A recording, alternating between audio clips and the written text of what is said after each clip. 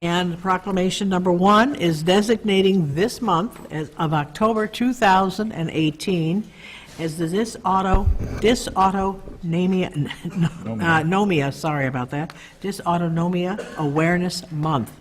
Whereas dysautonomia is a group of medical conditions that result in a malfunction of the automatic nervous system, which is responsible for automatic bodily functions such as respiration, heart rate, blood pressure, digestion, temperature control, and more.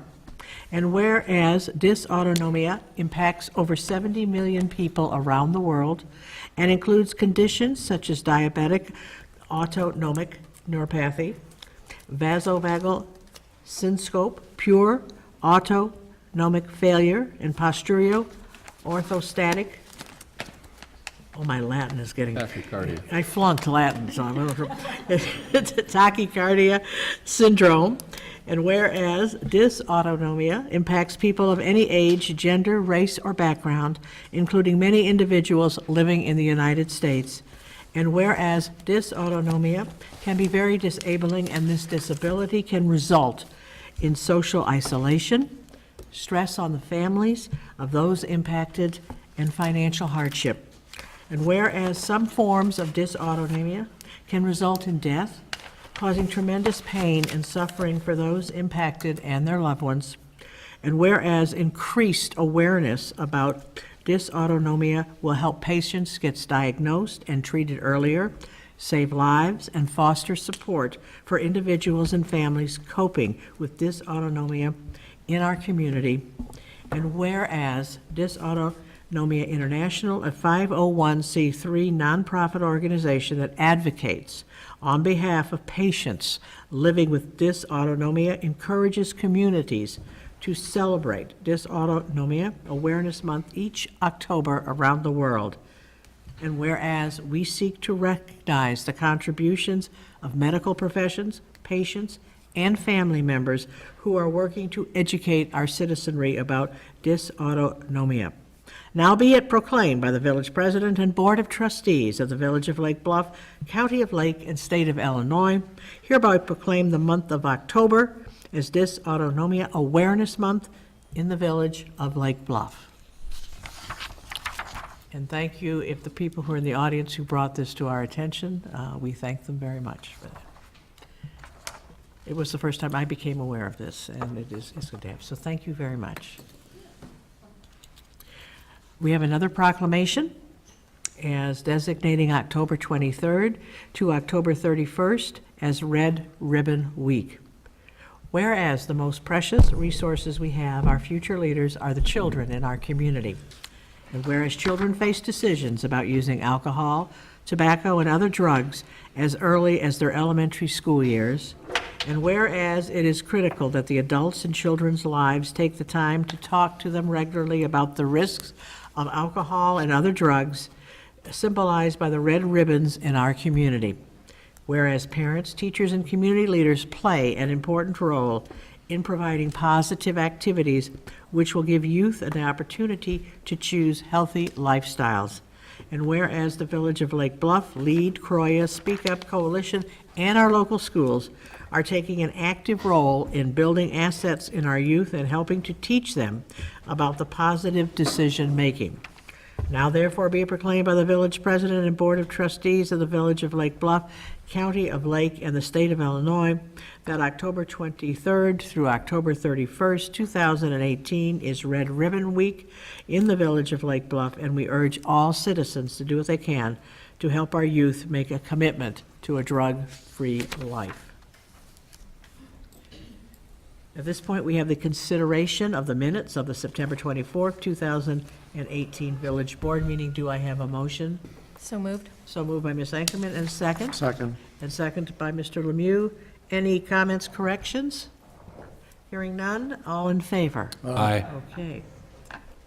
It's at this time that the Village President and Board of Trustees, we allow 15 minutes, up to 15 minutes, for individuals, who would like the opportunity to address the Village Board on any matter not listed on the agenda. We ask that each person addressing us would please limit their comments to a maximum of 5 minutes. I know that we have at least one. Mrs. Raymore, would you like to come up and identify yourself? Thank you so much. I'm Sue Raymore. So I'm sorry, you've got to be at the mic so that the millions of people that are watching this event tonight will be able to hear you. Okay. Can you hear? Yeah, don't worry, yes, we'll hear you, okay. Sue Raymore. I've resided in Lake Bluff since 1988, so 30 years. And my kids have grown up in the school district. I've been here a long time. I live on the east side of town, and that's relevant for a certain reason. So I'm here to talk about rodenticides, which is the pesticides that are used to kill rodents. And I'll start with a very short story. I'll keep it short, but this is really, I'm here for an awareness to hopefully make people aware of the situation, and then really ask the board for direction on where we go and what's the best appropriate way to communicate this information and hopefully get some passion around this topic in the village. This weekend I got a call from a friend who was out and about and said, Sue, you won't believe it. And she sent me a picture. There's a great horned owl, and as you can tell I'm an owl lover. There's a great horned owl just on the ground on sunrise. And it's just been walking around. It's been here since yesterday. And I thought that there's something wrong with this. You don't see owls walking around in the daytime, and you're certainly not on the ground for extended periods of time. So I contacted Rob Carmichael, who is the director of the Discovery Center in Lake Forest at Middle Fork, and mentioned to him that there was something. Long story short, another community resident, Pat McMurray, who lives in the area, had also noticed this bird and took the bird up to Wakanda. There's a bird refugee up there for treatment. Turns out that the bird was affected with rodenticides, and they're hoping that it will make a full recovery. Rob Carmichael in Lake Forest is passionate about the owls. So this was a sad thing to see, and it hit home, and there were a lot of Lake Bluff residents who saw this bird and thought, isn't this cute? But the fact of the matter is that rodenticides are killing a lot of our wildlife. It's not just great horned owls. We had a red-tailed hawk a couple days ago, and it's happening more and more and more. Rodenticides are the pesticides that people use in their homes. Most of them are anticoagulants. So the animals eat it, and then, so wildlife, owls, whatever, mice, chipmunks can eat the rodenticide and die, but more importantly, owls who eat on average, a great horned owl in a year will eat on average as many as 10,000 mice.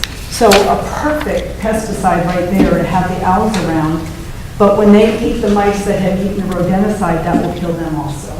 So we have seen an uptick in this. I'm not an expert. I don't have the details on this, but in talking to Rob, he's keeping track of this, and they have identified already this year between Lake Bluff and Lake Forest over 25 owls that have succumbed to the rodenticide. He said it's a 90% fatality when they see them. So the question is, how many do they not see? So the impression I get is that this is happening more and more frequently. I don't know why. I just know that it is an issue. And these birds need our help. We have the ravines. We are so lucky to have those wonderful ravines, and there's a lot of wildlife in those ravines. In fact, it's been noted that most of the owls that have been found, the majority are near the Lake Forest, Lake Bluff border and along Sheridan Road. So it's really on the east side close to the ravines, probably where they hang out. And I know Bill, my husband and I were just talking, we used to always go, my husband would go out 3 o'clock in the morning calling to the owls because you could hear them all night long. We don't live on a ravine, but they're not too far away. And we haven't heard a single one in about a year now. So to us, we felt that there was a difference, and Rob says there really is, and that we have a problem. So I relay this story to make people aware. I did bring brochures. I hope I can leave them for everyone on the board, and if anybody in the audience wants one, I'm happy to provide them. Rob Carmichael, as I said, the director, would love to get the opportunity to come to Lake Bluff and talk about this and let him be the expert, giving the details of this and what we can do about it. So this brochure talks about the problem, and it also talks about alternative solutions. But owls are a great pesticide. It's a wonderful, that's how nature planned up to take care of the balance of nature, and I hate to lose this precious resource. So Thank you, Sue. Bravo, thank you. And thank you for bringing this to our attention Yeah, so. very much. I got that email earlier from Joyce, and this is, I think education is important, and we will reach out, I will tell you, we will reach out to Rob, I know Rob, ask him to come and speak and try to spread this word out, and we will see through our media, our current vehicles, how we can at least let our constituents know what is out there, and then how they might help us prevent that. That would be a terrible disaster. There's others in the audience, Bill Nordine, who works with the Open Lands, and Paula and Joyce, and there's several of us that are very concerned about this, and if there's any way we can help, we're happy to. Maybe we could put a link in the Lake Bluff Yeah, letter. clearly. Yeah, I think we can do.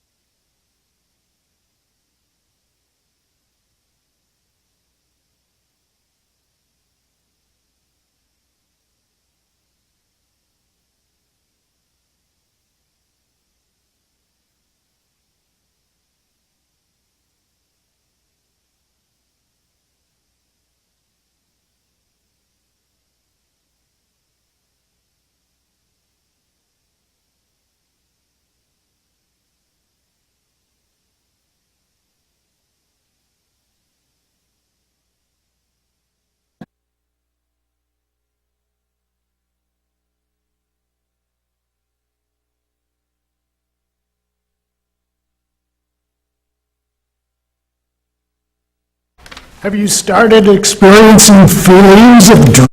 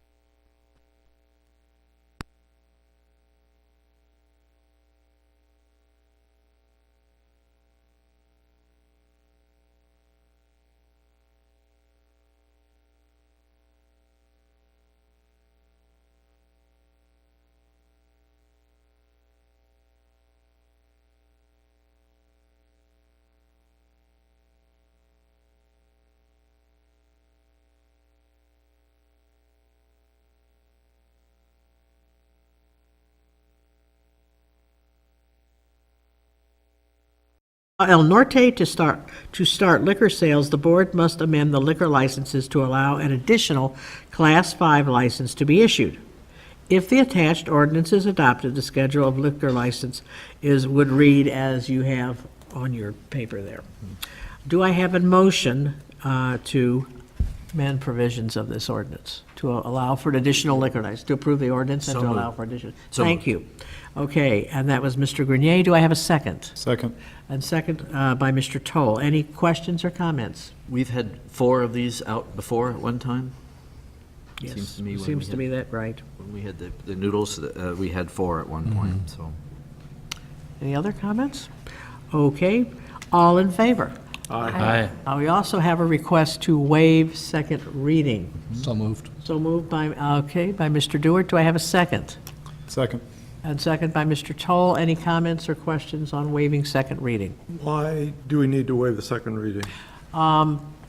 Would you mind coming up and explaining it to us why we would not avoid our usual process and waive the second reading? Hi, my name is Diego Lasso. This is my mother, Liz Vasquez, and our lease is contingent upon the approval of a liquor license, and we cannot move forward with doing anything other than what we've already been able to do pending a liquor license. So we're hoping that we can be open we can do a soft opening by the Monday after Thanksgiving and do more of a hard opening by December, so we're trying to get open as soon as possible.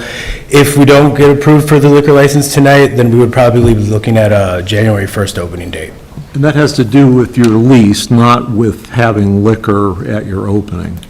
No, it has, no, our liquor license, our lease is pending a liquor license, and we cannot do anything in the space at all as far as Unless you even have change a light bulb until we Okay. have an approval of the liquor license. Okay. Okay, that explains it. Thank you very, very much. Is that normal? I don't know. That's unusual? Is that normal for this? Could be, but, okay. That was put in the lease. That was. Yeah. That was put in the lease. Yeah, right. Yeah, Not- it was a contingency. It's that a was leased at, contingency. yeah. Okay, that's nice to know. Okay, any other questions? All right, this is a roll call vote. Trustee Dewart? Aye. Trustee Grenier? Aye. Trustee Lemieux? Aye. Trustee Meyer? Aye. Trustee Toll? Aye. Trustee Ankerman? Aye. Okay, thank you.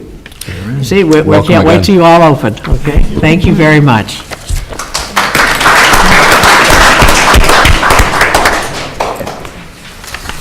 All righty, we are now going to item number 20. 24. I have 24, whoops, did I miss 20? At 17, 18, and 20. Yeah, I know, remember math was never my thing, I had to change it to sorry, I slipped that out of there, sorry. Thank you. It's an ordinance amending ordinance 2008-14 regarding the hours of operation of the paddle tennis facility, which is commonly as Blair Park at 355 West Washington. This would be first reading consideration. At its regular meeting in October, the PCZBA held a public hearing to consider an amendment to the special use permit governing operations at Blair Park. Specifically, the Park District requested that one night per week from October 1st to March 31st, they be permitted to extend the hours of on-court lighting of the park's paddle tennis courts from 10:15 p.m. to 10:30 p.m. to accommodate scheduled league matches. The PCZBA voted 5-1 to recommend approval of the amendment. The dissenting vote expressed concerns that due to 2018-2019 league play already underway, the timing of the Park District's request meant that the PCZBA would cause hardship were it to take the time to further investigate light and noise issues that would affect surrounding residential property. The other members of the PCZBA expressed similar concerns and recommended that approval of the request be, one, for only 1 year in duration, with the expectation that the Park District would research alternatives and continue neighborhood outreach before resubmitting in 2019, and conditioned upon the Park District providing a written report regarding neighborhood outreach on or before January 31st, approximately halfway through the league play season. Do I have a motion to amend this ordinance? To approve the ordinance. To approve the ordinance. So moved. So moved by Mr. Grenier. Do I have a second? Second. Second by Mr. Lemieux. Comments, questions from the board? Just like to say one thing, I am a member of the paddle club. However, that will not sway my opinion on this in any way, and I have no financial interest in the matter. Just want to Okay. be, Are you Fully a good- transparent. Are you a good player? it's my first year as a member. You just Oh, skirted it that is one that. pretty easy. Okay. I have a question for Is it Ron? Are Mr. you here? Tsalski? Thank you.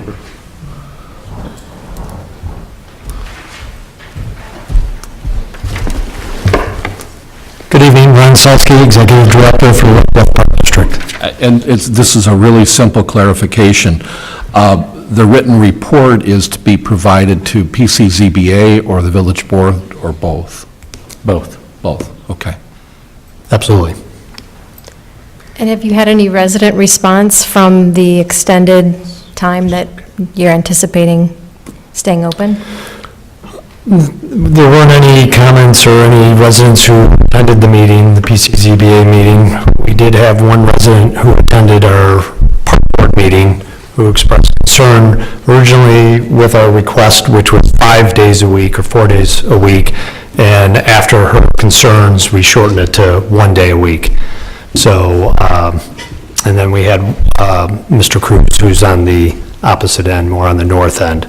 But other than that, we've had a phone call with one other resident, and they're concerned, no doubt about it. But that's why the board felt trying 1 day here is sufficient in their minds. So to kind of restate it, isn't it that the normal operation is till 10:15 PM, and then there's just one night that you're asking to make Just one that night, 15 Wednesday nights. later? That is correct. And the reason why is the Series 1 paddle players, I think it's Series 1, Series 3, I'm sorry. Series 3, their matches go longer.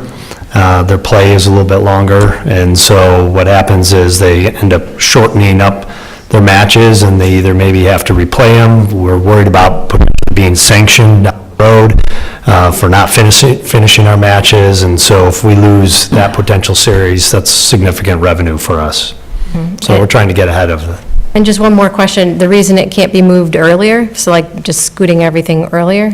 That is a sanction that's governed by the Paddle Association, so 7 o'clock is when things start. Okay. Any other questions for Mr. Salsky? So this is essentially a one-year trial, well, a seasonal trial period for this Wednesday night? Correct. And then after that, there will be evaluation, residents will be permitted to comment, is that? Absolutely, we'll meet with them. I'll meet with them personally with our Paddle Pro and some of the members to be able to understand, and even before that, if some of them have concerns, if I need to go out there at 10:15 at night, 10:30 at night, that's what we always seem to do here, and we've always been good about that. Are there any other scheduled activities that late on Wednesday night planned inside the building? Or, I mean, they would have to be inside. We don't really have anything over at the rec center, pretty much not at the golf course, so. The occasional fireman's ball that lands. on Fireman's Wednesday. ball, yes, if it's on a Wednesday. That's maybe 11:30, so, but normally not. Anybody else have a question? Anything else? Thank you, sir. You're welcome. All right, this is a voice vote, so all in favor? Aye. Anyone opposed? Okay, passes on first reading. There will be a second reading. All righty, we have item number 20. An ordinance designating the building located at 415 East Prospect Avenue as a Lake Bluff historic landmark. This is first reading approval. On August 27th, 2018, the Village of Lake Bluff received an application from the owner to designate the building located at 415 East Prospect Avenue as a historic landmark. The Historic Preservation Commission held a public hearing on October 10th, 2018, and voted unanimously to recommend the village board approve the application, as it found the building and site met the criteria for landmark designation as set forth in the attached resolution. The property is associated with the Camp Meeting Association and was noted by the 2098 Architectural Survey as a fine example of French eclectic architecture owing to its irregular shape, cylindrical entrance tower, and half timbering. Should the village board approve this ordinance, this would represent the 28th home designated as a landmark in Lake Bluff since the Historic Preservation Ordinance was established in February 2001. Do I have a motion? So moved. So moved, is that Mr. Dewar? Thank you. And I have a second? Second. A second by Mr. Toll. Do we have any comments or questions regarding this?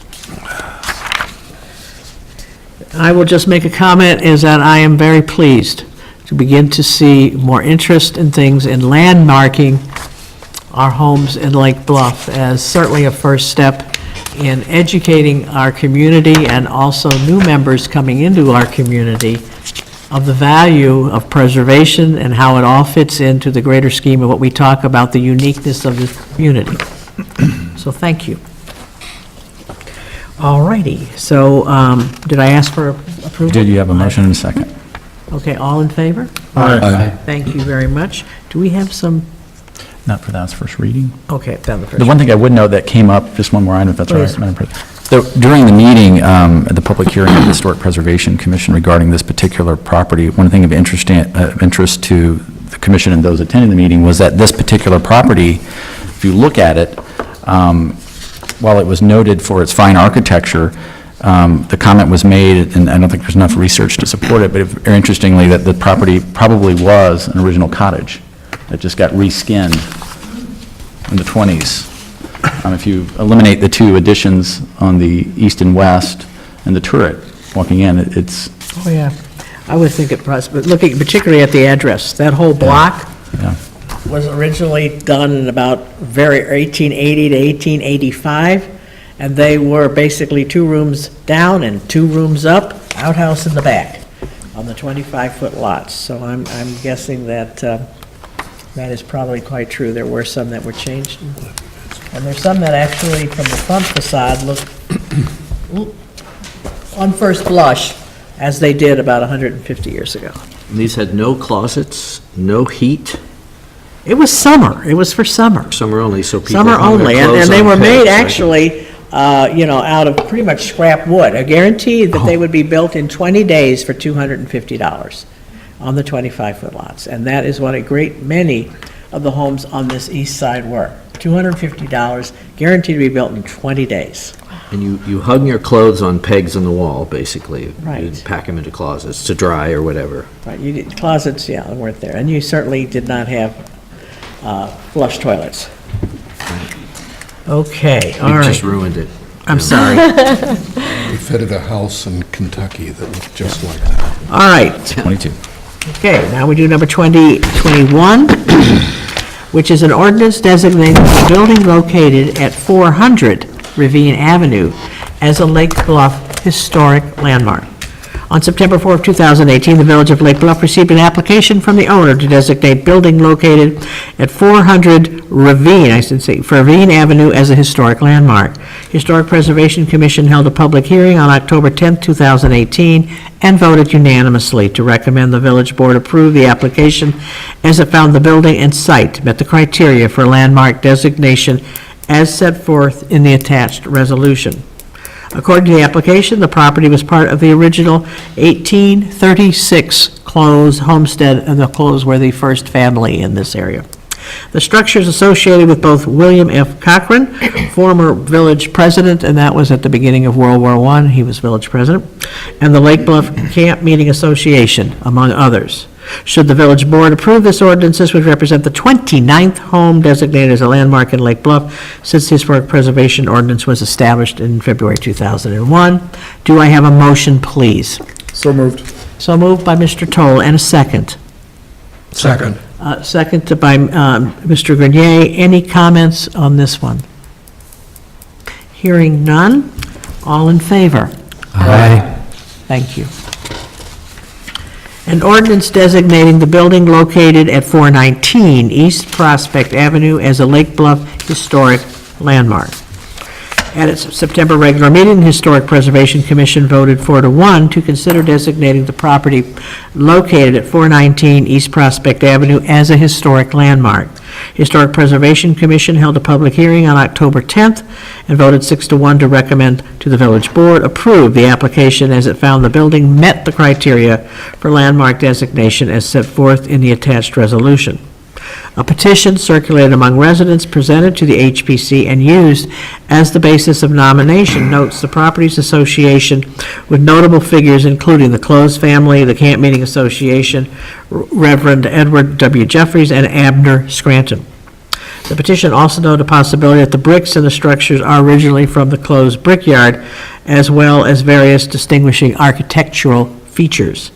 Should the village board approve this ordinance, this would represent the 30th home designated as a landmark in Lake Bluff since the Historic Preservation Ordinance was established in February 2001. Do I have a motion for this? So moved. So moved by Mr. Dewart. Do I have a second? Second. Second by Mr. Grenier. Comments or questions? I should have said earlier, I just wanted to recuse myself on this. I need to disclose that I work for the architect who has been hired by the property owner. Okay, thank you. I had a comment.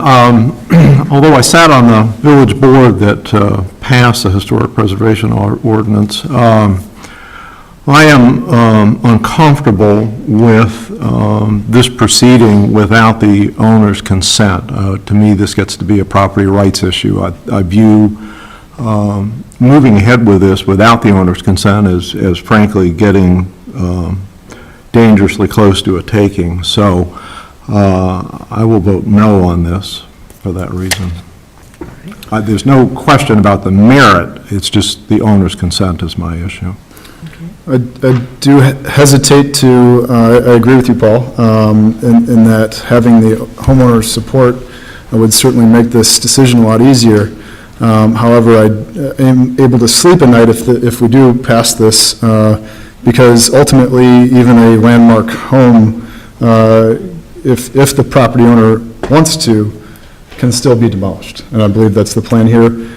So if we had something in place that prohibited that, then I would also hesitate quite a bit more than I will.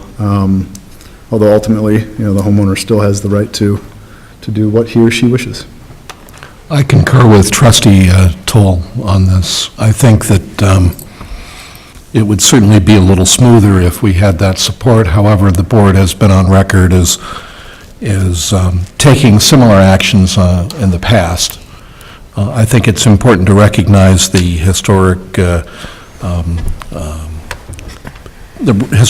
the need for historic preservation and the history and the context for all this is an important part of the village heritage. And as you say, ultimately, it becomes a practical matter with the homeowner, even if it's so designated, to make a choice as to what to do in terms of the ultimate destination, the ultimate decision-making for the home. We're not depriving the homeowner of that process. So we can understand, Drew, can you state exactly what it is that the landmarking does, if anything, to affect the homeowner's rights in this instance, the homeowner being opposed? So the local landmarking is a process the village established back in 2001, which the village board designates a property as a landmark, and by doing that landmark, it puts it through a separate track for, it requires an additional review period, advisory review by the Historic Preservation Commission during a specified time frame where the property owner meets with the Historic Preservation Commission and reviews the demolition and the new plans, hopefully, for the project. But the process is designed to have a conversation with the Historic Preservation Commission and the property owner to have a conversation with the goal of trying to see if the property is landmarked, then the whether elements or that which is being preserved can continue to be preserved in some state or some idea of it, and let me clarify that. So the idea in this particular case, 419, not the entire structure is being designated, but only the specific original structure, and that element of the home, should it go to an advisory review period, the conversation would be something to the effect of, can the homeowner and the HPC find a way to try to save that particular element of the home in some shape or form moving forward with whatever project happens on the site. And again, there's a specified time frame. I believe it's 120 days, that's called out in the ordinance for that conversation to take place. The homeowner is required to go to at least, or the property owner is required to go to at least one of those meetings, but thereafter they can say, we're no longer going to engage in the conversation. And that's the way the historic preservation ordinance is designed, is there's the initial significant demolition review period, which there's a flag gets raised essentially, and it's a call for people who think that this property should be nominated. Conversation happens at the HPC level, and in this case, a property was nominated by the Historic Preservation Commission themselves, where they determined that they felt like the criteria within the ordinance were being met. And then once that period concludes, it comes to the village board, they can designate it, and then it follows along the process. And the idea of the landmarking is to create a history of the property, a history of the site, and all the things that make it unique, and have that information memorialized through the ordinance and through this process. And that's the way the ordinance was, and the process was set up, to create that process and memorialize the information so that it's not lost in the passage of time. And then ultimately, as Mr. Toll's already said, the property could be demolished, but at least that record is created, and that's part of the preservation efforts. One of the things one of the goals called out in the original ordinance itself is, if it can't preserve an actual structure, then preserve the history, and at least in writing form. So. Okay, so just to make sure I understand this entirely correctly here, if we designate this as a historical landmark, the homeowner, consistent with all the other applicable rules, is still able to either remodel or to demolish as they see fit, provided they can comply with everything else. They still have to satisfy the building code elements of that. But yes, the other difference is that, as opposed to, if it's not landmarked, they don't have to go through this process of going through advisory review, and the process would end, essentially. Understood. Okay, thank you. Anything else from trustees? Would anyone from the audience care to speak?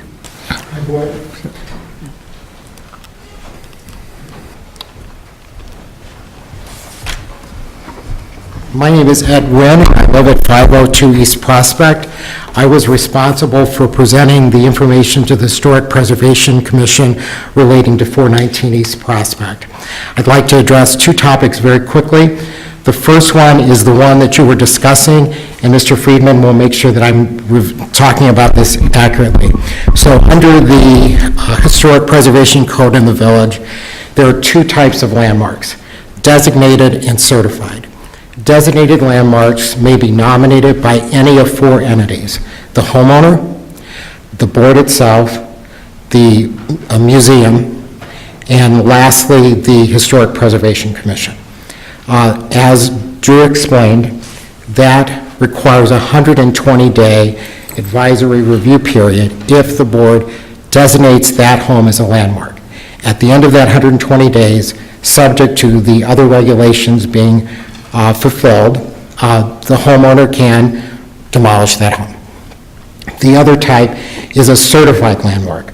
Under the current Lake Bluff Code, the only nominator for certified landmark status is the owner. And what's different about that process is that process requires approval of the Historic Preservation Commission to do the demolition. So there are two types, and I think that's important based on the comments that the trustees were making. The only question I would make, the demolition under certified is by the village board. The Historic Preservation would make a recommendation, but it would be the board that would approve it. And that's the same way with the designation. They're recommended by the commission and approved by the board. That's absolutely correct. And the certified landmarks also have, if they were doing modifications, we'd have to get issued a certificate of appropriateness. That's another process. One is an advisory review, the designated, the other one requires an actual certificate to be very technically correct. So the second thing I wanted to discuss is, during the hearing earlier this month, there were some questions raised about the age of the original structure on the home. I believe Drew submitted to each of you and to the Historic Preservation Commission some additional research I did as a result of those questions being raised, and I believe that that demonstrates that the original home was built in 1870. At the time, Ben Close owned the land. So I'm glad to answer any questions about that additional research or any other questions about the HPC's consideration of this. Yeah, and I read that too, Ed, 1870. That would be prior to the camp meeting, which does not start till 1875. That is correct. Yeah, though the closed, if it was built with bricks from the closed brickyard, the brickyard started about 1860-61, so that it's a possibility. It's a possibility, and as you noted from the materials as well, and again, I just happen to know this from a prior job, the Sanborn fire maps, they are very authoritative about the construction of buildings, including residences throughout the U.S. Unfortunately, the first one that's available for Lake Bluff, at least the residential section, is 1937, but it does show on there very clearly that the original part of the building was constructed of brick. And just to clarify, when they're doing it for fire rating purposes. And so even if they're referring to the structure, even if it were stuccoed over, it would remain a brick residence for purposes of the fire safety that Sanborn does. So that's the additional research there as well. Thank you. You're welcome. Any other further questions from the board? Or anyone else who would like to speak? All right. This is a voice vote. All in favor? Aye. Anyone opposed? Yes, opposed. I abstain. Thank you. All right. And I believe we have the consent agenda, which is acceptance of correspondence that was delivered to the Village Board of Trustees in the information report on September 21st, October 5th, and October 12th.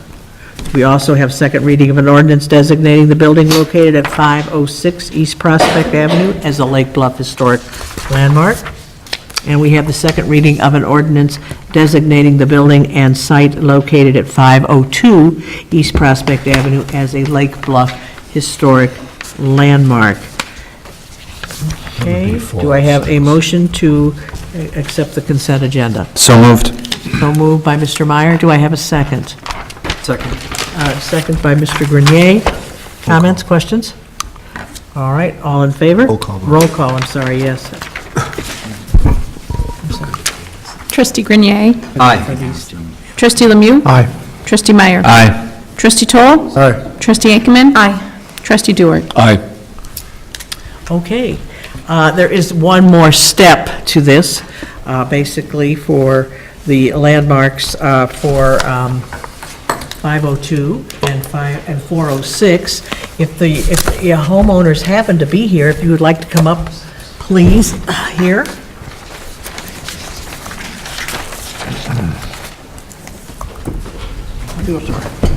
Do a small presentation. Thank you. Okay, here we go. That's what I'm looking at.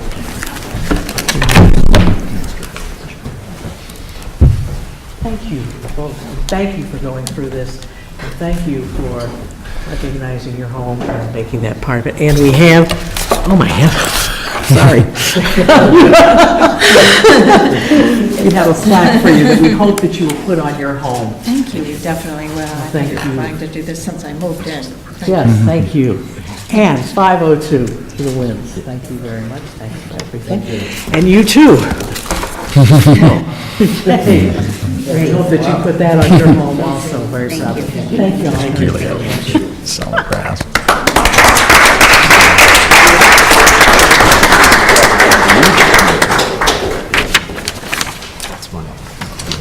Okay, I believe we're now back to the original agenda. 14. Which is, number 14. Yes, okay, thank you. 14. What did I do with 14? It's hidden here. A resolution authorizing an intergovernmental mutual fire protection agreement by and between the Village of Libertyville and the Village of Lake Bluff. Despite a long history of successfully working together in a mutual aid capacity, the Village of Lake Bluff Fire Department and the Village of Libertyville Fire Department have never had an automatic aid agreement, but the recent dissolution of the Knollwood Fire Department necessitated the development of such an agreement between the two agencies. As you will see in the attached agreement, commencing on November 1st, Lake Bluff and Libertyville agree to furnish to each other, upon request, the immediate response of certain apparatus and assigned personnel, if available, to reported structure fires, emergencies, or disasters, and certain designated automatic fire alarms in either the Lake Bluff or Liberty designated stricken areas. The agreement is for an initial one-year period with automatic renewal and includes a 30-day written notice of termination by either party. The village has had an automatic aid agreement with the Knollwood Fire Department and presently maintains a similar automatic aid agreement with the city of Lake Forest. Do I have a motion, please? So moved. So moved by Mr. Dewart, and a second. Second. Second by Mr. Toll. Any comments or questions to the chief, or the chief would like to speak? No. Okay, the silent thinks. Okay, all right, does anybody have any questions here for this? I would just add that this is a very standard agreement. We did have an agreement with the Libertyville Fire Department for mutual aid responses, and in fact, we're performing as this document calls out, although it had never been entered into as a direct agreement. It's just kind of is how the departments work together. It was felt in a meeting with the chief of Lake Forest, chief of Libertyville and Lake Bluff to go over the changes in the automatic response agreements with the demise of Knollwood, that it perhaps would be appropriate to do a formal agreement for this stage of your mutual aid agreement. This is very typical to the other ones we have. This is a very friendly little thing.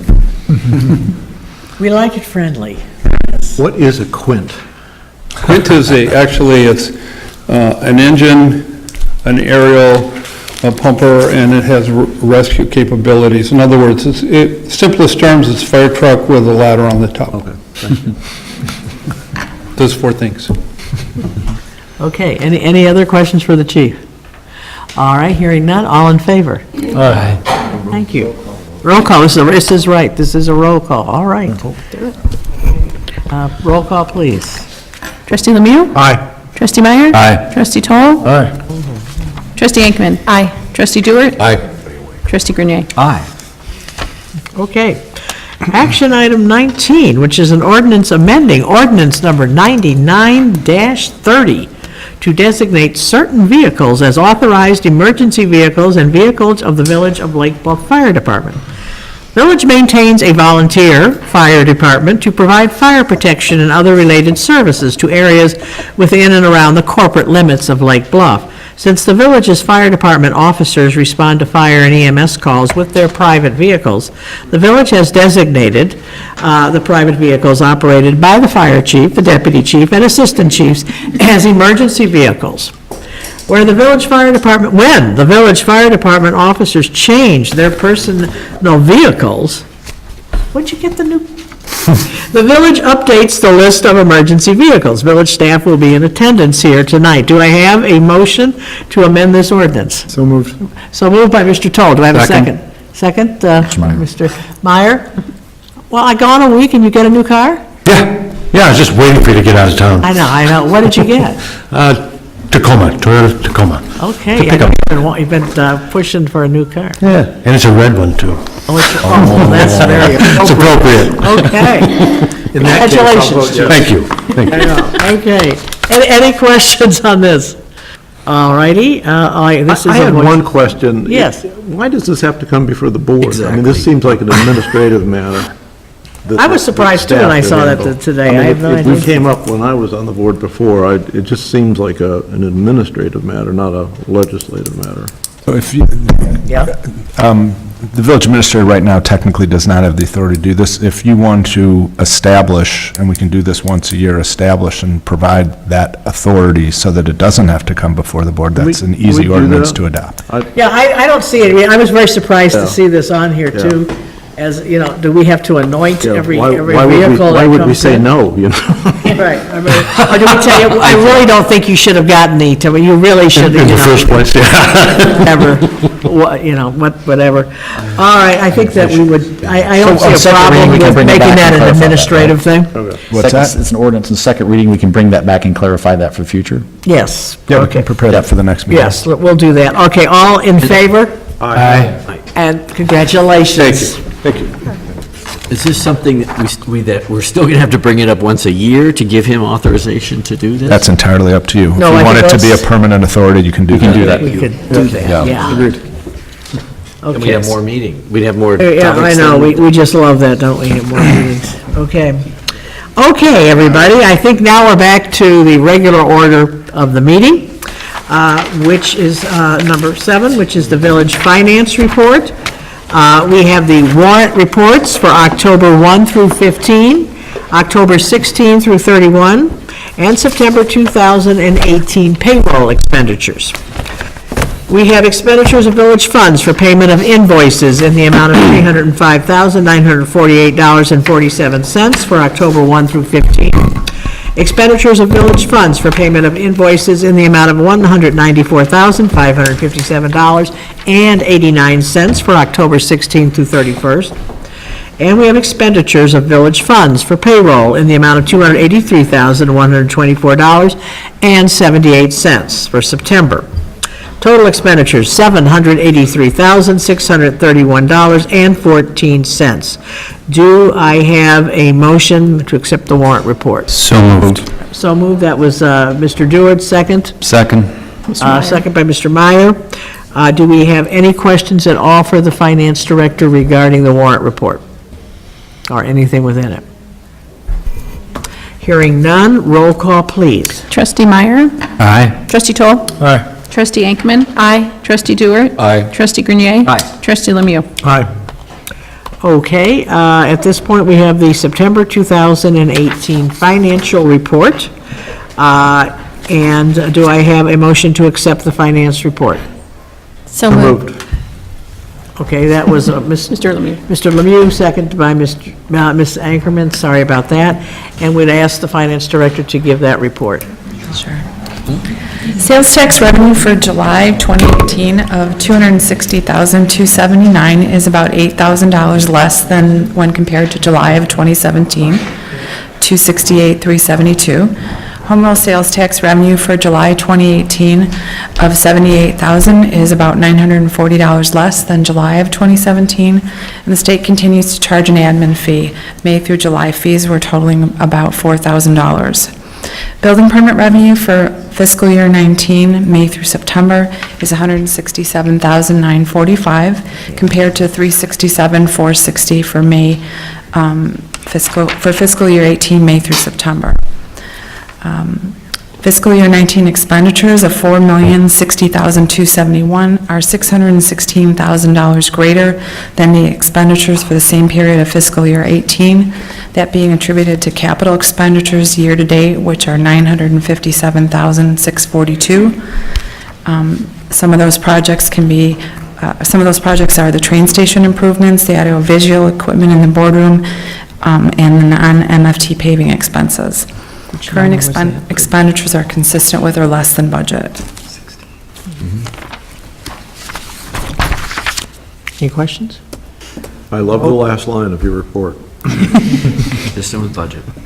Okay, roll call, please. That's a voice vote? Acceptance of okay, that's always the finance report, sorry, not the warrant report. Okay, all in favor? Aye. Thank you very much. Resolution approving a sign exemption request. I can't hear you. What you need to say is that,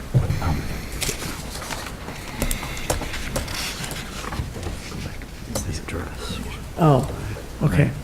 I will take that, two things.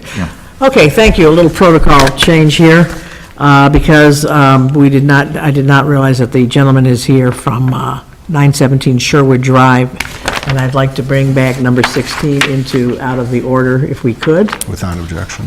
without any objection on that one, if I could. And then after that, the folks who were here for item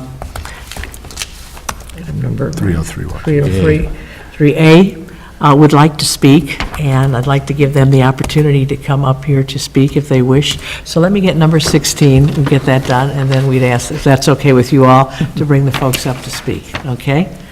All right.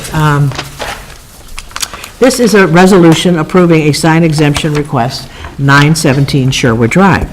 The owners of 917 Sherwood Drive are proposing to add a wall sign consisting of the address numbers. Per Section 10-10-19A of the Village Code, address signs 2 square feet or smaller are exempt from permit, but larger address signs are not. The proposed sign would be the third wall sign on the building. A sign code exemption is required since only one wall sign is permitted. The Architectural Review Board, the ABR, considered the proposed sign at their September 11th meeting and voted 5-2 to recommend the village board approve the sign exemption on the condition that the size of the proposed numbers be reduced to 15 inches from the original proposal of 30 inches, and that the spacing be such that the overall height of the sign would be no more than 53 inches. Charles Portis, a leasing agent for the owners, came to the October 2nd ABR meeting to request a recommendation in favor of a sign with 20-inch letters. A motion to make that recommendation was made, but died for lack of a second with 4 members present. In preparation for the village's board consideration of the request, the neighboring property owners have been notified of the meeting date, and a resolution has been prepared transmitting the ABR's recommendation. Charlie Portis, leasing agent, as well as village staff, will be in attendance to answer questions from the board. All righty, do I have a motion, please? So moved. So moved by Mr. Toll, and a second. Second. And second by Mr. Grenier. Any comments or things for the board? Do you have just one question? I guess I didn't realize that the numerics for the building's address counts as a sign. Is that correct? No matter the size? What are the other 2 signs that are on the, are they also numeric signs? No, or are they other? they're tenants. If it's larger than 2 square feet, then the numerics count as a sign. Smaller, they don't. Okay. So One is the Lake Forest Pediatrics is one of the main tenants, and the other sign is for the Lake... Westmoreland. Yeah. Right. Okay. Thank you. Okay, any other questions, clarifications? Okay, this would be a roll call vote. Trustee Toll? Aye. Trustee Ankman? Aye. Trustee Dewar? Aye. Trustee Grenier? Aye. Trustee Lemieux? Aye. Trustee Meyer? Aye. Okay, and again, with board's permission, I would like to go back and ask if there is anyone that would like to speak regarding the dysautonomia awareness that we talked about. Hi, I'm Ashley. I just want to say thank you for proclaiming October as Dysautonomia Awareness Month. It really means a lot. Trying to raise awareness and research funds because it is such an unknown, condition. So the average diagnostic delay is about 4 years. It took me actually 8 to 10 years to get diagnosed. They said I had a fainting condition, vasovagal syncope, couldn't figure out what was wrong. Are you guys here for that too? Yeah, so many of us who have dysautonomia or POTS is what I specifically have, doctors, families, friends don't really believe us. They think maybe it's by stress and because there's so many weird symptoms involved with it, like fainting, the fast heart rate.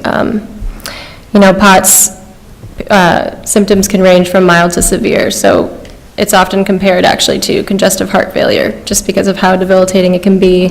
25% of POTS patients can't work or go to school. So it is definitely something I want to raise awareness about because 1 to 3 million Americans are living with POTS currently, and they say 1 in 100 teenagers will develop the condition before the age of 18, and then 50% develop it after that. So it's definitely affecting a lot of people. So I appreciate you guys helping spread awareness. Thank you. If you have any questions too, happy to answer. And thank you very much for speaking. And I'm sorry I didn't realize at the earlier time that you wanted to speak. Apologize. I didn't really know how this thing worked, so it was probably our bad. We're actually pretty casual. We try to get you whatever you like. Does anyone have any questions? No, but thank you. Thank you very much. Seriously, thank you.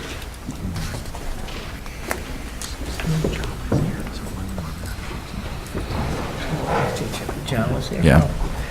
Okay, and again, we seem to have so many other things, so we have, if we go without objection, I'd like to also bring forward number 15. Hey. Which is a resolution approving a site plan for the replacement of exterior lighting fixtures at the CWC Jawa Water Treatment Facility. The Central Lake County Joint Action Water Agency is proposing to replace their existing exterior light fixtures with LED fixtures. Fixtures are being replaced are 6-inch high-pressure sodium light poles and 61 high-pressure sodium bollard lights. The proposed fixtures will be bronze in colors, as are the existings. The Architectural Board of Review considered the fixtures at their October 2nd meeting. An ABR member had discussed proposed fixtures with Brian Renner, who recommended a different bollard light, which provides a full cutoff to reduce light pollution and eliminate glare. CLC Jawa agreed to use the full cutoff bollard, and the ABR unanimously recommended approval. The new lights provide similar level of lighting as the existing, with less than 0.1-foot candles at the property line. The attached cover letter from Bill Sushi, Jawa's operation director, also requests a permit fee waiver. That request will be scheduled for the board's consideration after the Finance Committee has had an opportunity to formulate a new policy on permit fee waivers for discussion at our last village board meeting. All right, do I have a motion, please? So moved. So moved by Mr. Grenier, and do I have a second? Second. And second by Mr. Lemieux. And I'm sorry, Bill, I did not see you there in the back. I apologize. Does anyone have any questions regarding this? I'll just comment, thanks again to Brian Renner, who continues to step in and push this issue of not only lighting at the property line, but preventing it from going up. And he's been doing that since we first started discussing the new elementary school back in 2006 and 2005, and he played a role in that as well. Mr. Dark Sky at Night, right? Yeah, Dark Sky at Night, and it's, now that I'm alerted to it, I pay attention to it a lot. Brian has done this a number of times. Yeah, I started reading this, and I immediately said, well, what does Brian think? And then I get to the next paragraph, and it's like, oh, okay. He seems to be Those our bracelets, resident. I understand. on this one. Brian. What would Brian do? Okay. Okay, this is a, Roll call. all right, this is a roll call vote, please. Trustee Hinkman? Aye. Trustee Dewart? Aye. Trustee Grenier? Aye. Trustee Lemieux? Aye. Trustee Meyer? Aye. Trustee Toll? And at this point, we can go back to the regular order of meetings, and hopefully I didn't miss anybody else, and my apologies if I did. All right, village administrators report. The ghouls took item 8A, took my thunder there, and that's probably just as well. But 8B, I wanted to comment on. Mr. Sosky already left for the evening. I know he had another commitment, but there is a request within the Park District's application that you heard this evening. They did incur development-related fees going in front of the zoning board to get the zoning relief that they saw tonight, the first reading of approval. They're looking for a waiver of those fees associated with that. What those fees involve is, while they will not have to get a building permit for what the changes they're talking about, that adding the 15 minutes is just moving a timer, but there's zoning fees that they face, including their application fees, the legal notice fees, the attorney's fees to draft up the ordinance, and those all in total approach $1,200. So, based off the idea and the conversations that this board had at its previous meeting about what they would hear in terms of waivers would have to exceed $1,000 by another agency or so forth, or other non-for-profit, to come to the attention to you all.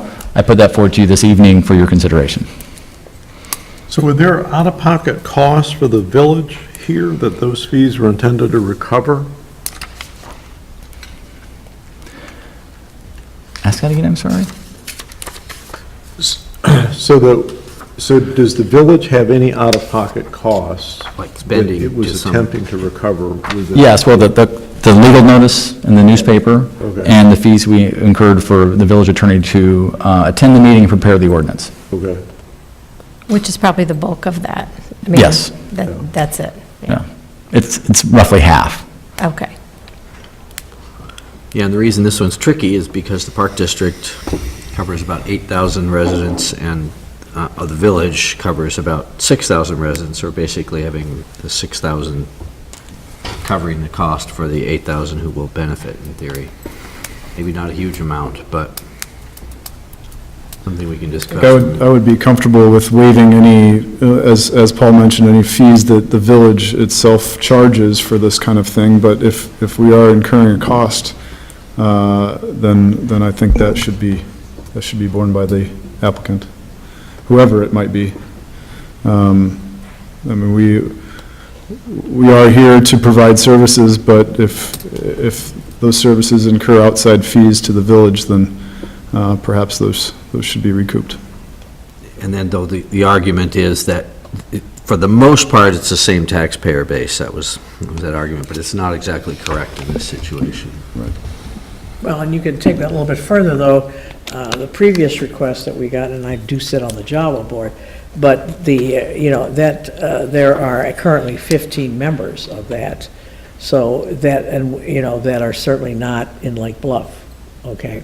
So, Right. and I think that's why I think we are going to discuss in Finance Committee and come up with a policy. Sorry, I was And you thinking can Park park it, you District. can do that, you can park this question until... But there are others that go JAWA extended, is totally JAWA different, extends yeah. to 15 different communities.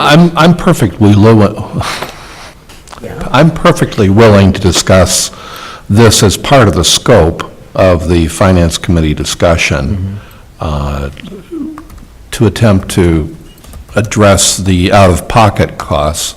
I mean, some of these situations, there are direct out-of-pocket costs, and others much less so, where it's just a fee that perhaps the village imposes without specific regard to covering. If, in this situation, if, for example, it sounds like there might be 50%, there might be other situations where out-of-pocket is 10% of the total or something like that. And The other thing that also you look at is the administrative fee of distributing that out, or just eating it, because it's actually cheaper to not go through that process. to not process it correct. And then the other piece of it, of course, is the notion of geography and whatnot. And is certainly JAWA is at one extreme, a local entity is in another, and then you've got the Park District, which is kind of parked in the middle. So with the board's indulgence, we'd be prepared to discuss that at the next finance, this particular issue, which is already slated for the next Finance Committee as a topic. And so this just sort of heaps a little bit more onto that, and I'd certainly encourage all board members to attend the Finance Committee meeting if you have an interest in that. I think it makes a lot of sense to let the Finance Committee discuss this and all the interesting issues. See how it fits. One way I'd put it is, if it's not coterminous, the taxing entities, then we ought to think about a way to make this make sense. Yeah.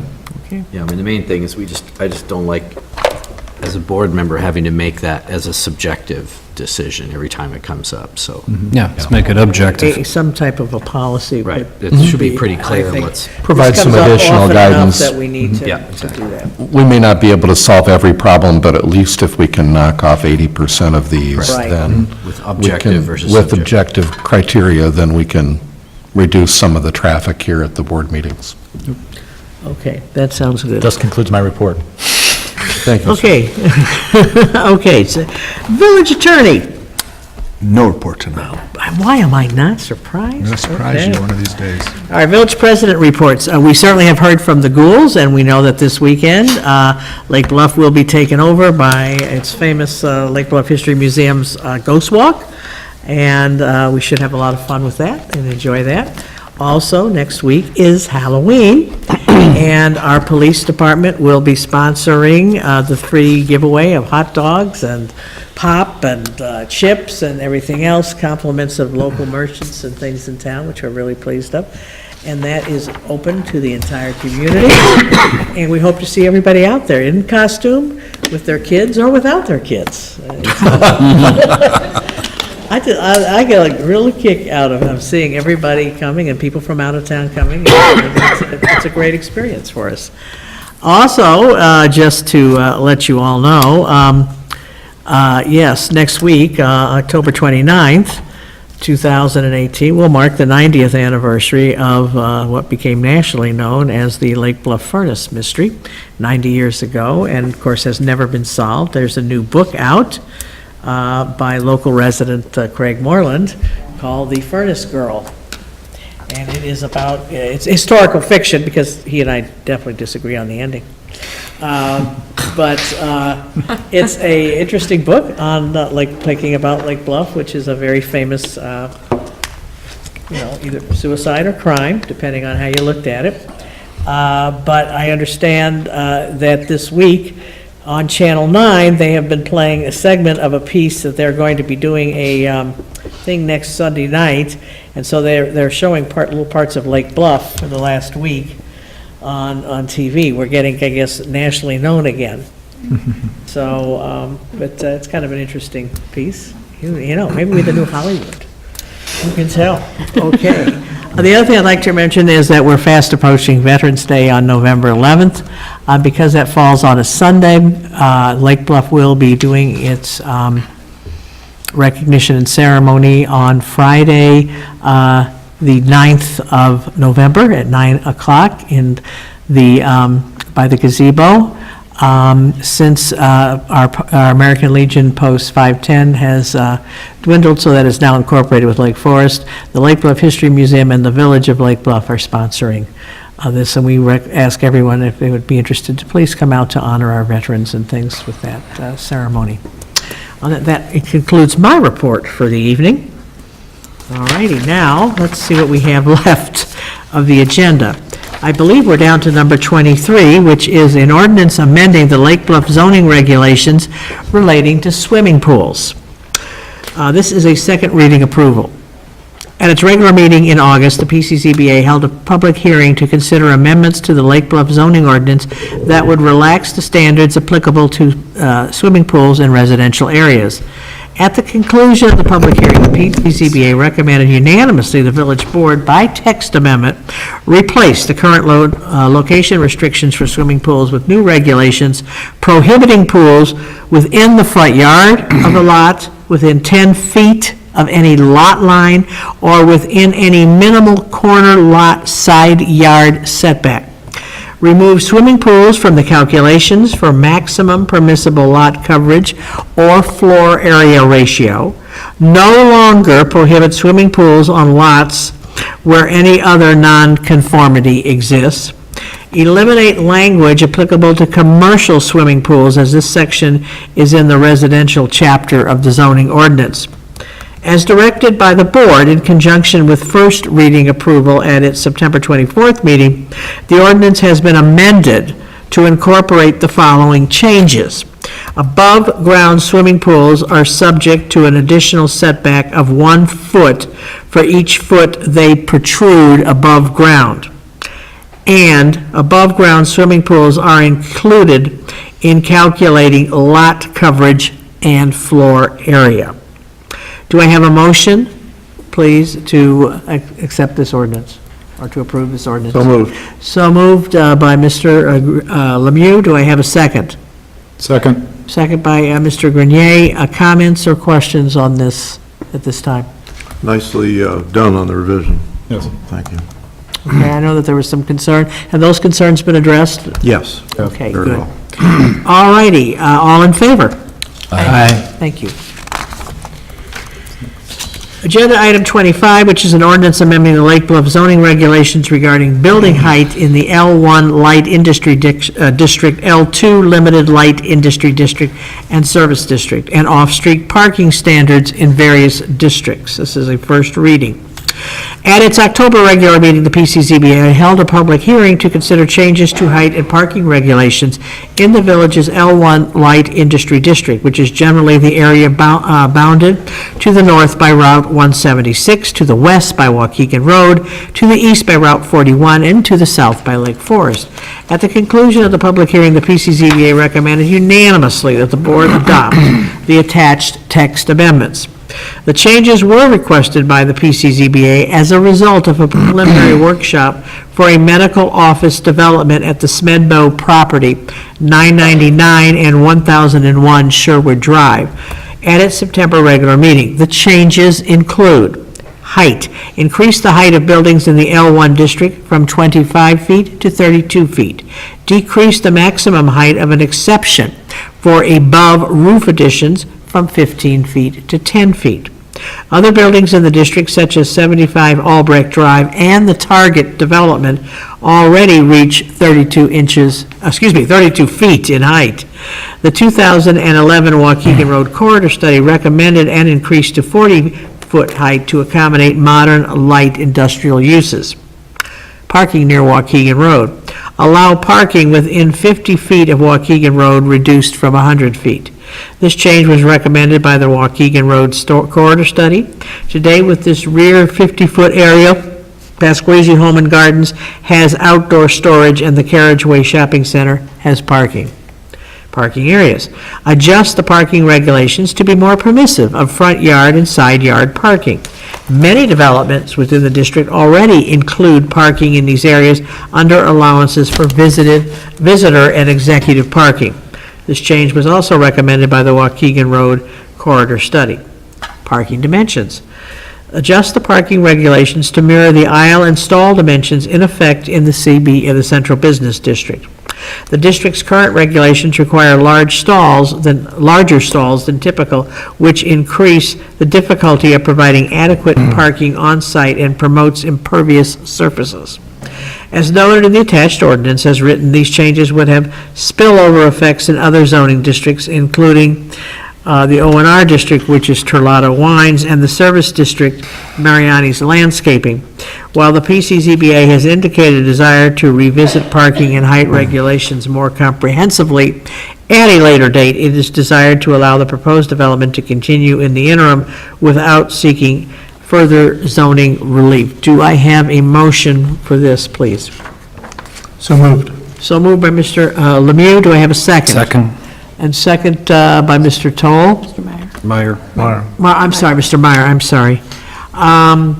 Any questions or concerns regarding this? I had a question. So generally, I like what the ZBA, PCZBA is doing with trying to simplify things and clean them up, and in this case, get more consistent with a study that we had done. And I'm okay with parking in front of a building. I'm concerned about parking along in the between a building and Waukegan Avenue, and I'd be concerned about parking like at Mariani's between, their building and 176, which they do now. I wouldn't want to see any more than there is. So I just wanted to confirm, Drew, this would allow parking between a building and Waukegan Avenue? Waukegan Road, yes. Route 43, Road. yes, state route. Okay, so I don't support that change. I'm okay with everything but that. I'd like to have that removed from here. If we, PCZBA wished they had more time to study the parking aspect of this, would that delay the project at Smedbo? I know that was the goal of getting this in place. If we allowed the height increase, but push the parking issue down the road a little bit to give the PCZBA more time to do that, would that be a big hindrance on the project? Sure. So Trustee Lemieux, I'll start with your comments and then to yours, Trustee Tao. Professionally speaking, generally I would agree. I mean, if you look at urban form, urban design, having four-sided parking is probably not the most ideal situation. That being said, at least in the PCZBA's comprehensive plan conversations, there hasn't been a desire to allow buildings to get any closer to Waukegan Road. So we're in an undesirable situation perhaps where we have these more intense uses that the market is driving a more intense need for parking for, but the sites are big enough, especially in the Smedbo case, to be able to put parking anywhere else. So unless the building moves towards Waukegan, there's nowhere else to put the parking. They have voiced support for this idea of putting parking in that intermediate space, so still leaving it relatively open to the air at least, but you do still have asphalt moving towards Waukegan.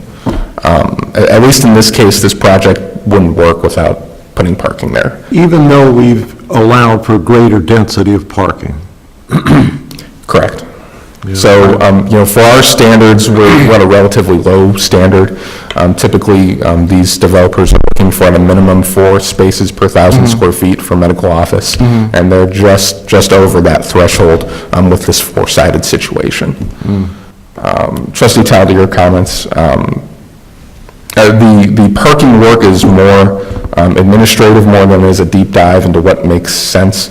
I think I can say accurately that we've probably spent a lot of time combing through the different industrial regulations that point at each other, and it's kind of like, when you ball up a whole bunch of cords and you need to take some time stringing them out. And in some ways, a first draft of the rewrite of just putting that all in one place, writing it new, has almost been easier. And so I think that's really more where that project will go, unless there's direction to the contrary, is just trying to make it easier to follow along with what we're asking for, what we're looking for from applicants, trying to increase the consistency in the code and how it's applied.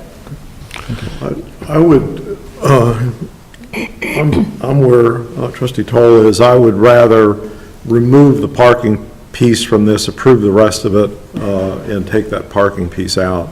I don't have any problem with parking in the front. I just don't want parking between the buildings and Waukegan. I don't have any problem with the buildings coming out toward Waukegan as we allowed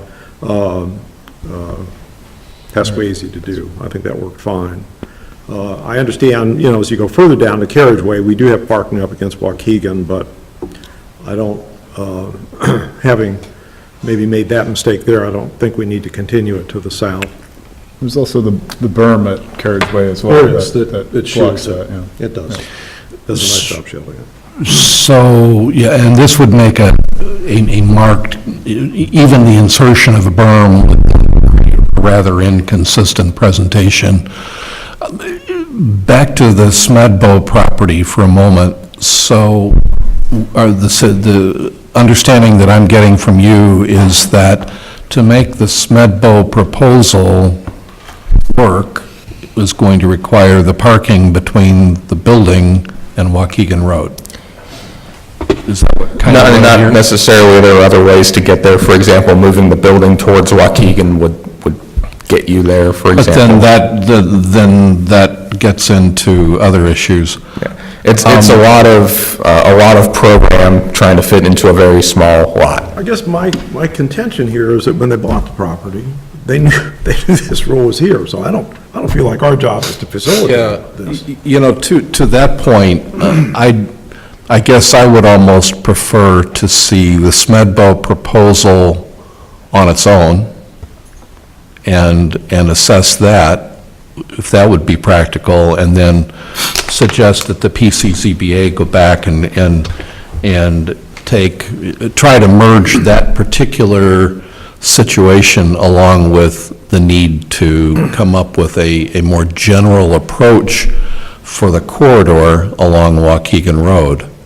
That way we have a chance to see something more specific and in detail rather than trying to sit here and make kind of generalize some approach with, this gives us something that we can kind of look at, something that we can kind of dig our teeth into.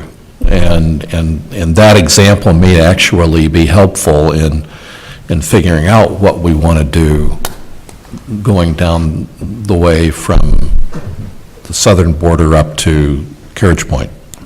I think what Trustee Jewett suggests makes a lot of sense. I'd ask one follow-up question to understand, what is the Smedbo development going to be? It's a medical use, medical office use? Yeah, their plan would be to scrape the entire site and put up a new two-story, 30,000 square foot medical office building. Okay. Which will generate no sales tax dollars. Well, and if I may, going back to this cover memo refers back to the 2011 Waukegan Road Corridor Study. There were a number of modifications to the village's regulatory environment that were suggested from that study. A lot of them were not adopted immediately, and it was, one of the concerns was specifically allowing intrusion in the green belt, specifically up Waukegan Road. That was something that was viewed as taboo for a long time, and the PCCBA struggled with that and how they wanted to manage that. And at the time, there was a specific ad hoc committee, the Economic Development Ad Hoc Committee. Trustee Lim, you served on that committee.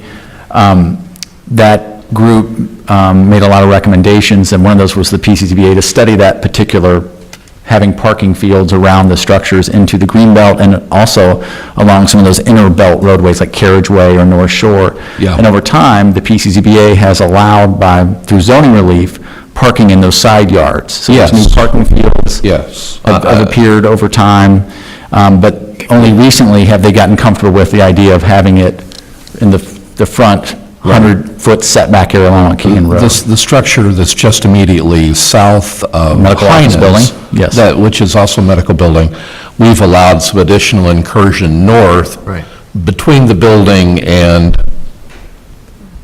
Carriageway. Yep, thank you. But I think that has a very different context than the setback along Waukegan Road as you're leaving the southern limits of the village and heading north. I think this, to me, this is a significant departure from the standards. We're setting a new standard, for lack of a better term, I guess. And I think if nothing else, going back to 2011, for most of us, I think that would be a great refresh. I came on the board in 11 in the spring, and that's a long time ago. And Trustee Meyer was a part of the board at that time, and then Paul, you were involved with the board probably in some context even before that. So all this, I think, really deserves a better purview. So what I'm hearing from everybody is the segment that deals with the parking near Waukegan Road, particularly within 50 feet, which hits the greenbelt zoning. We'd like to take that out for further study and analysis by PCZBA and coming to us directly. I'd like to take the whole thing offline. Okay. Even the building height. I mean, changing the building height right now doesn't solve anybody's short-term problem. I suppose if we're going to allow the building itself to be closer to Waukegan Road, the building height might come into that as well. Yeah, so. All right, so what I'm hearing is, in other words, this entire ordinance you'd like to pull. Is that correct? That's what I'm reading? Is there anything on here? What gets hurt if we do that? What was the driver for 32 feet? Was there Sure. for that? Yeah, so in the L1 district right now, the height limit is 25 feet. A typical commercial office, 4-to-4 ratio, so including mechanical, including everything. Now that we're getting into taller ceilings, you see that in about the 15-foot range. So 15 plus 15 gets you to 30, and then probably desirable to leave a little bit of wiggle room in case you have a grade issue, something like parapet. So does not doing the 32-foot thing now hold anything up? Right. They're proposing about a 30-foot high building, so they would need zoning relief absent some change to the ordinance. For the That would- Smedbo But project. they still need parking relief in order Also. to make it happen anyway. Well, but they can come closer. I don't have an issue with I mean, you may, but I don't have a problem with them encroaching to the extent that Pasquesi did. That isn't, to me, objectionable. And so they can come forward to solve their Well, problem. what's the setback on Pasquesi? It's about 75. Yeah, I don't recall where exactly the building is. My recollection was that the building was at 100 feet, but there was 50 feet of outdoor storage, which was really the greenhouse. So that's a bit different than a full office building. I'd like to see the whole thing in a comprehensive fashion. Yeah, I think that makes... Is that the consensus? The whole thing is in the whole SMEDBO development or a whole L1 study? Or both? I'd like to it might be useful to have a Cal on and just go through this and walk through the study and brief us and my thought. And because I have a hard time saying, let's move the building closer if I don't understand more of the context.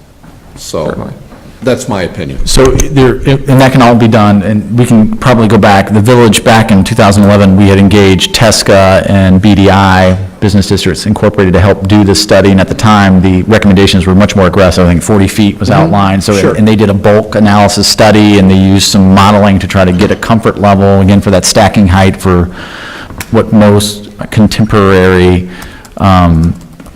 storage facilities require, and that's why they had a much higher number. But we can go back and revisit that and maybe do a joint group meeting and have BDI and TESCA go back and revisit this and come back and share it with you in the context of this new proposal. But I mean, I'm all for the development. I think that's productive use of space. I just think that we need to be more intentional about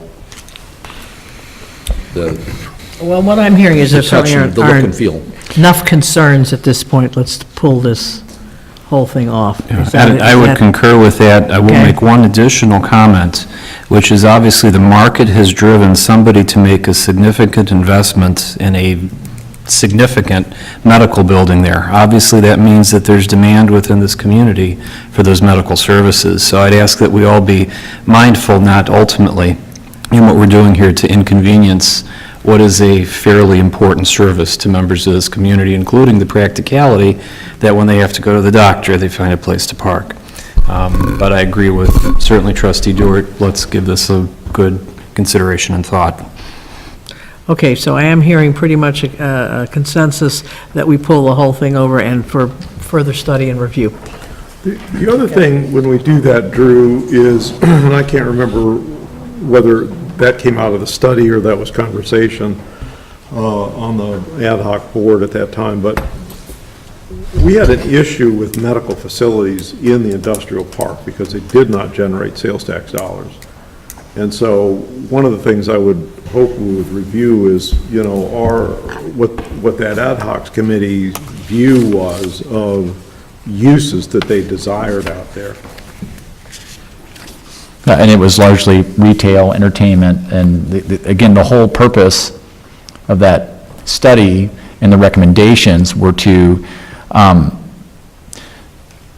based off the life cycle of the structures out there, the buildings that, you know, are looking for get the idea that these remain as viable economically as long as possible because of the age of them. They were all physically in good shape, and the idea that they wanted to make them economically viable and improve and maximize the tenancy of the area.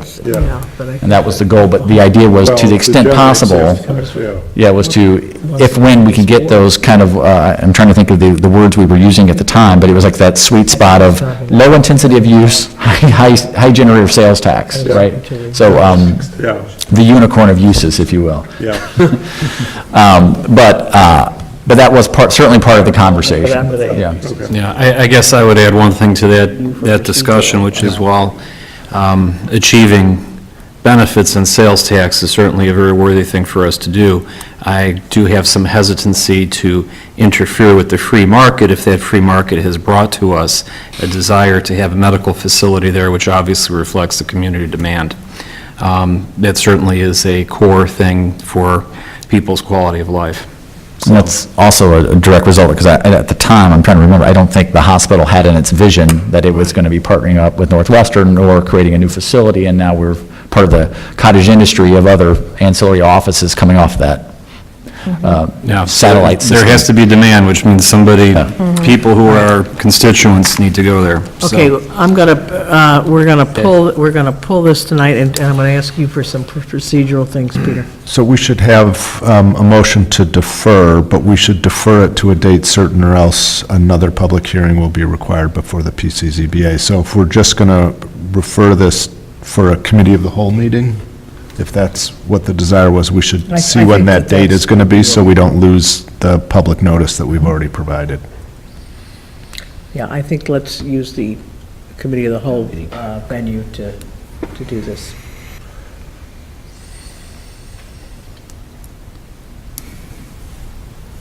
Is there any limit on how far we go into the future on that? No, Can we go January 14th? that's what it is. I don't want to push it off that far, but I don't have to get with the consultants to see when they're available and do the work, the preparatory work. All right. We're in the holiday Do season. we have a committee of the whole before then? Most certainly.